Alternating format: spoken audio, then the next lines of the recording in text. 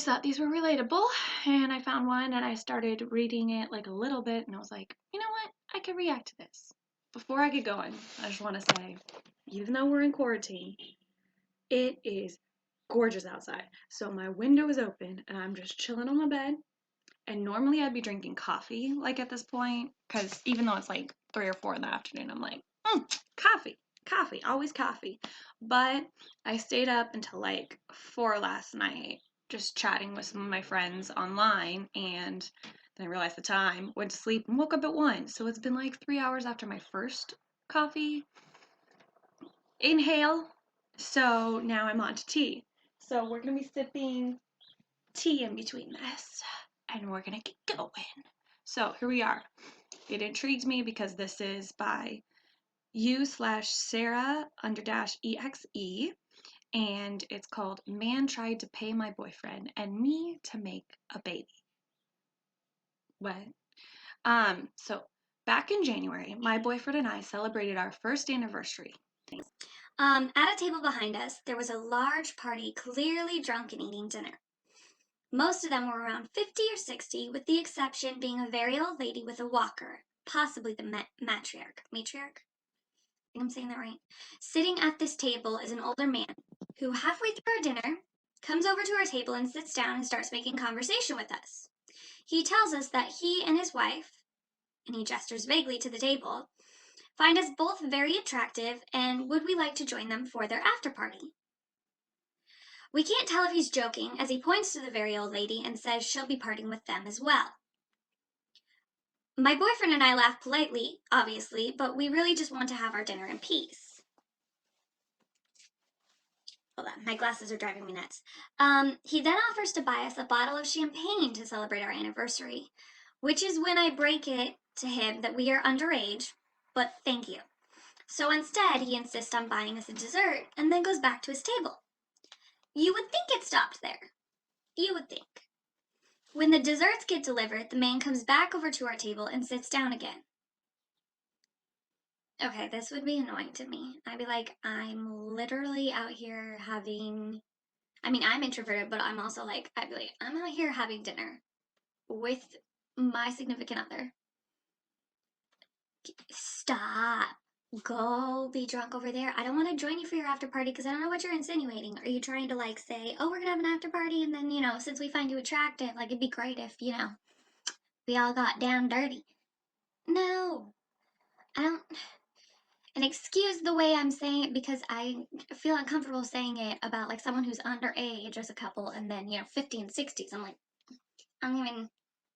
What do you want from me?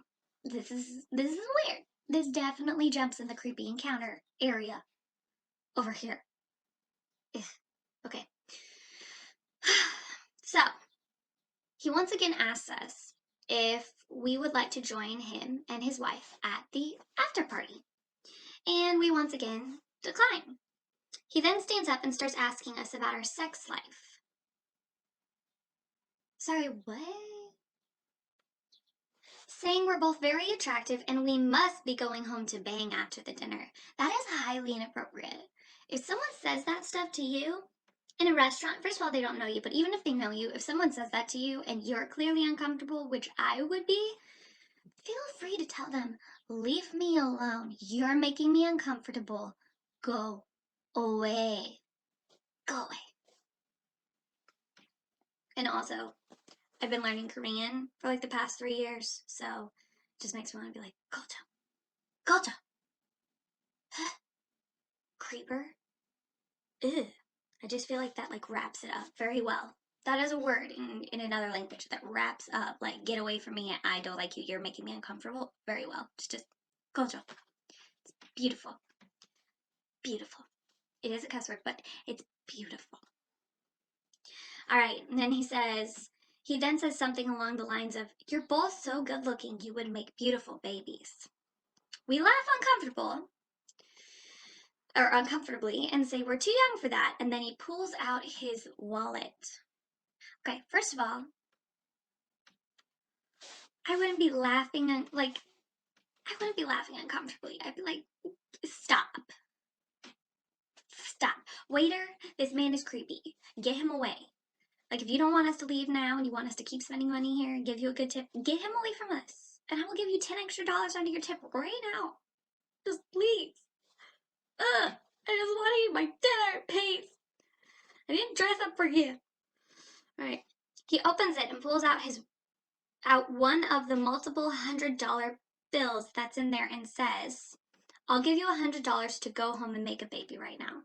Okay, first of all, that's entirely bizarre. But second, why $100?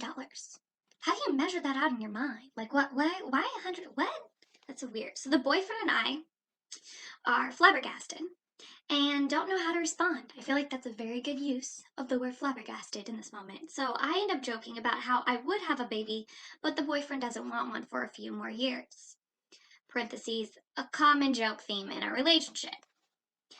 And the man winked at me and said, so, poke a hole in his condom.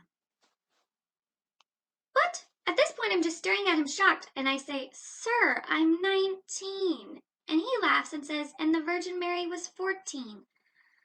That has nothing to do with anything. You're so creepy. You're so creepy. No. At that point, the boyfriend and I are looking at each other with shock, disdain, and discomfort. And the man's wife or something comes over to collect him. She ushers him out the door and says, like, makes some excuses about him being drunk, as if that gives a right to interrupt our anniversary dinner to ask us to party with him and his wife and then grill us about our sex life. Um, yeah, that's the end of that. And then there's different comments and stuff, but like, that is weird. I don't like that at all.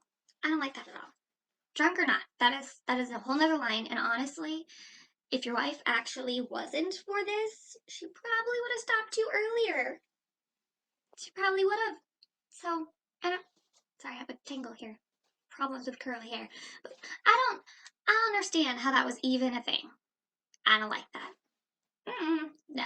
I'm gonna look for other ones that I had other videos to post to you, but that is not okay.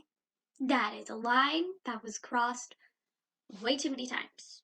Like, there, where is the line? Because at this point, I don't think there even was one. That's bad. That's bad. Ugh.